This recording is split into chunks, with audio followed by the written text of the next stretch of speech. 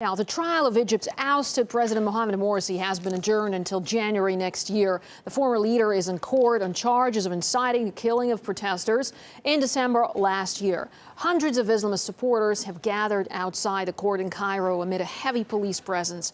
Well, we can now cross live to our correspondents, Paula Slier and Bel Trew, who are in Cairo and follow all the very latest. Well, the atmosphere here in front of the police academy, as you can hear, is very, very charged. The proceedings adjourned a short time ago. They will start again on January the 8th. With me is Bel Trew. Bel, you were inside the court. What actually happened there? Well, as we've heard, it has been adjourned until the 8th of January. Now, that's 3 months' time, and the purpose of that is for the lawyers to have a look at these enormous case files. They're said to be as big as 5,000 to 6,000 pages long, and all the lawyers concerned, both those supporting Morsi and his aides and those against him in the trial, haven't had an opportunity to look at those files yet, so they need that time. In addition, Morsi hasn't actually had any access to his lawyers. He's been kept since he was ousted in Communicado in an unknown location. Today was the first time that we've seen him. It was also the first time his lawyers have seen him, so they need those 3 months to have a look at it. But what's important to know about this case, and what I learned today speaking to the different lawyers, is that there are grounds to charge him and the people there today on grounds of incitement to kill protesters. Looking at the evidence, it looks like there were definitely grounds for this case, so it's not entirely political, although obviously it's been carried out in quite a politicized way. So it was very charged in the courtroom as the different lawyers were basically shouting out and basically saying they needed more time to look at this very contentious case. It's also very charged here outside. There's some 20,000 security officers that have been deployed throughout the capital city. And a short time ago, there was a scuffle between journalists and some of the Morsi supporters. What was the atmosphere like inside the courtroom?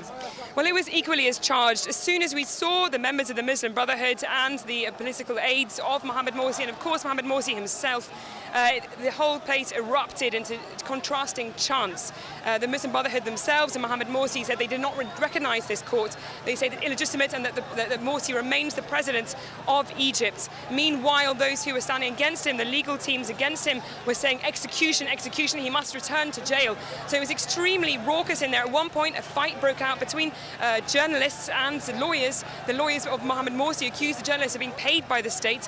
One journalist got up onto the side and basically almost threw his shoe at a lawyer. So it was extremely charged. It was very tense. The Muslim Brotherhood kept repeating, and Mohammed Morsi kept repeating, that he was a legitimate president, that this was a fake trial, that this was a political trial, and that really the legitimacy needed to prevail and this court case needed to end. As you say, Morsi keeps insisting that this is a fake trial, which is the reason that he says he will be defending himself. Having said that, though, there's some 25 lawyers that are participating for the defense, but only 10 of them have actually been given access to their clients. Of course, Morsi is standing accused of inciting murder alongside 14 other Muslim Brotherhood supporters. Now, there are nationwide protests that have been called for throughout the country. There is concern that as the day progresses, it could descend into violence, with Morsi's lawyers saying that they were also only given some 7,000 pages of testimony a few days ago, and that it is impossible to go through this. This is widely being seen, as Bel says, as a political trial. Of course, tensions here are running high. We'll keep you updated. Back to the studio.